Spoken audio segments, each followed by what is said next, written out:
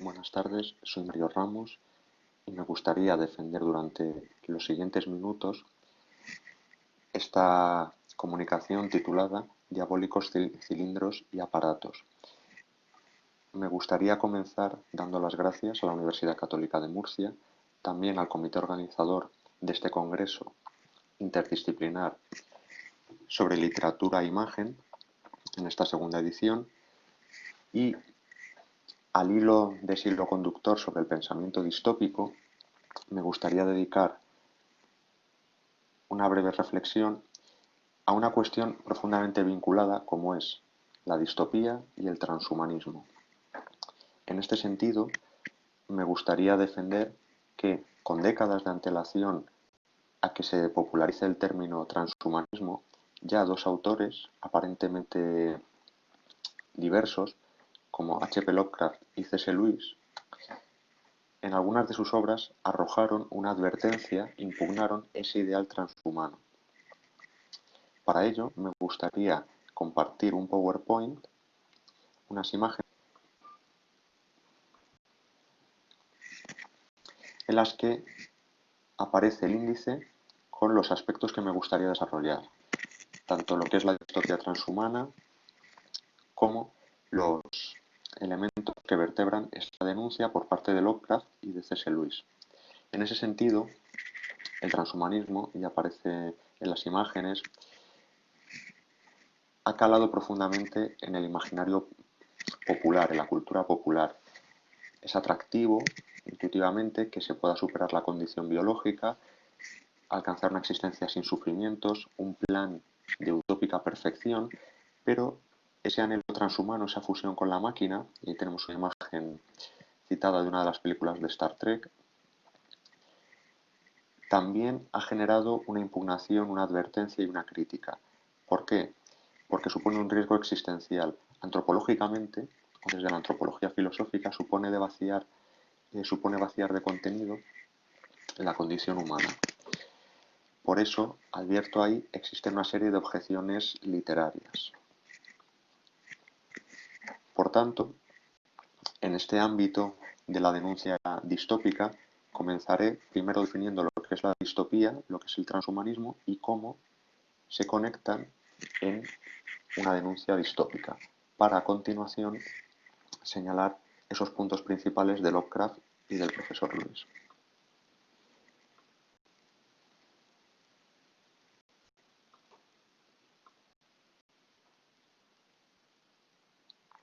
Bien, tal y como aparece en la pantalla, la tesis central es que estos dos autores, Lovecraft en su relato largo, El que susurra en la oscuridad, de 1931, y Lewis en Esa horrible fortaleza, obra que concluye en 1945 con su trilogía cósmica, van a realizar una denuncia del transhumanismo o de la existencia tecnológicamente mejorada, esa posibilidad extracorpórea de superar la vida biológica, y lo relevante es que la alcanzan desde cosmovisiones diferentes. Lovecraft, que aparece a la izquierda, es un autor ateo, materialista, cientificista, es escéptico y desarrolla un cosmicismo, un planteamiento filosófico que postula que el ser humano es insignificante ante un azaroso vacío cósmico. La Tierra es un afortunado buque terrestre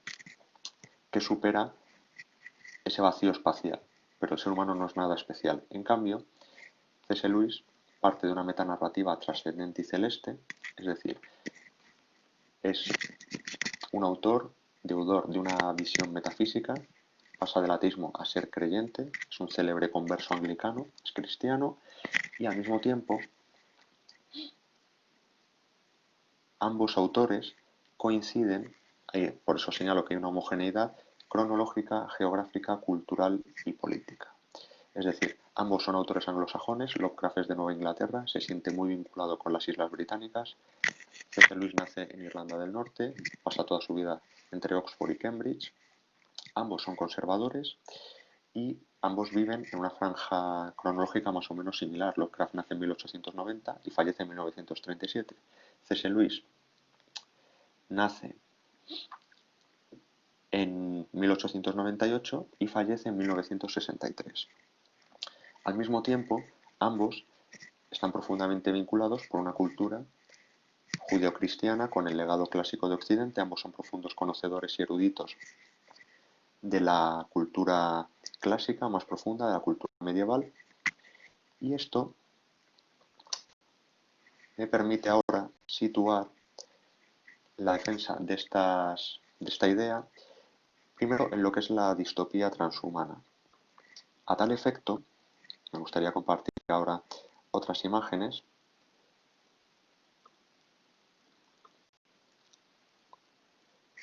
Se debería ver o debería aparecer en pantalla, primero la portada de una de las obras más célebres de Aldous Huxley, ¿no? Brave New World,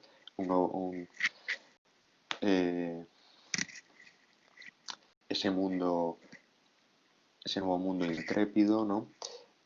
Pero de hecho, lo más llamativo es que el término transhumano procede de uno de sus hermanos, de Sir Julian Sorel Huxley, con otro fin moral.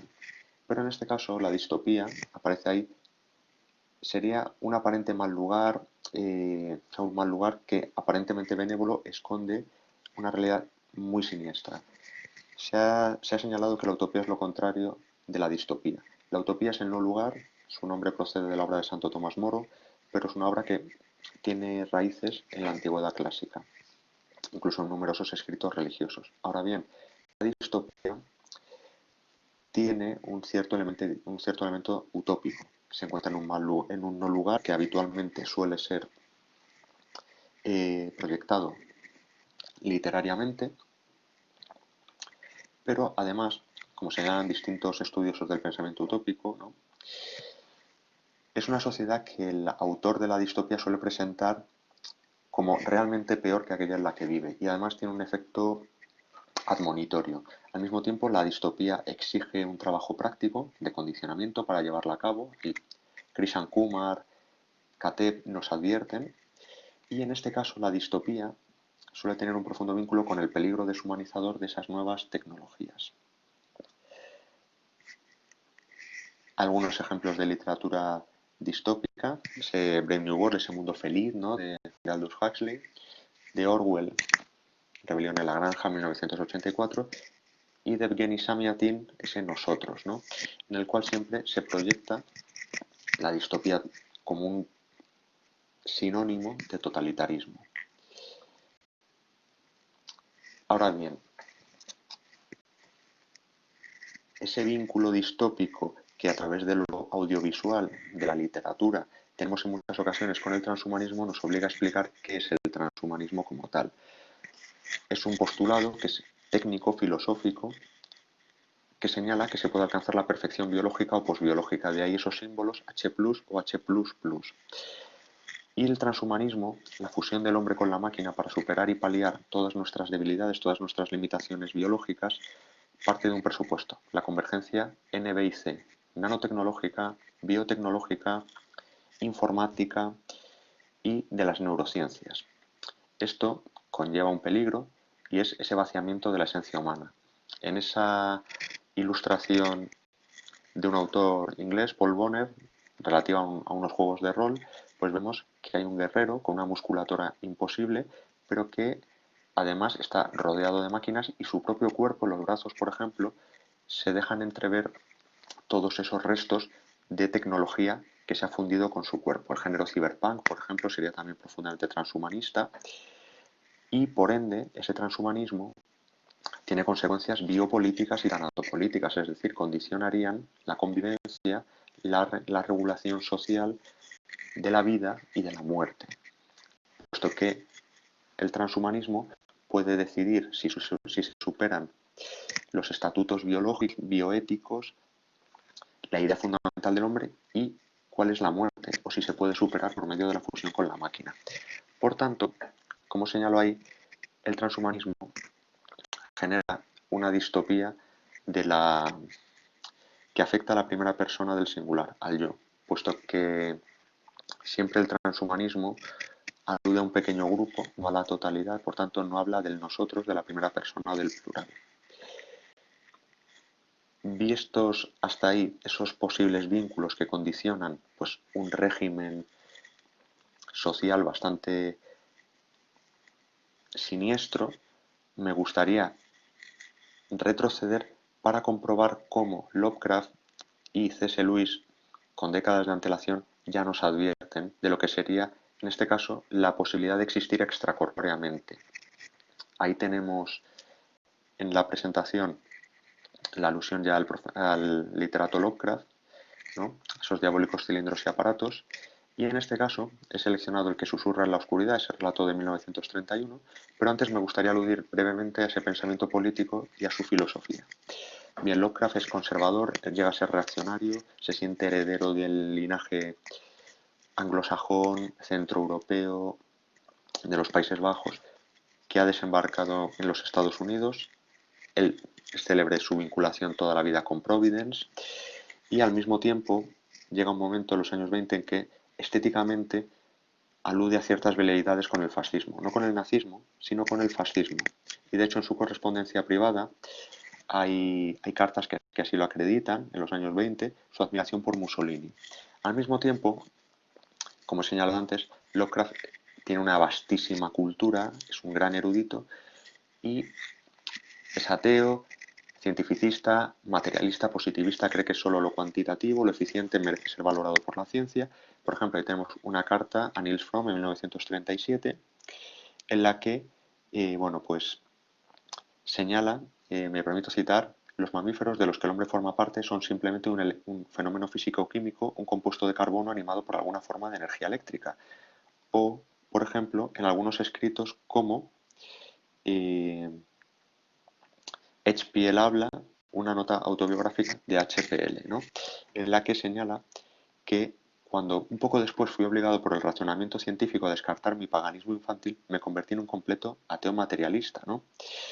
Por lo tanto, a continuación me gustaría sostener, visto este trasfondo intelectual que nutre al autor, que Lovecraft nos advierte con antelación de ese peligro del cerebro en un cilindro, y a tal fin va a dedicar ese relato, El que susurra en la oscuridad, ¿no?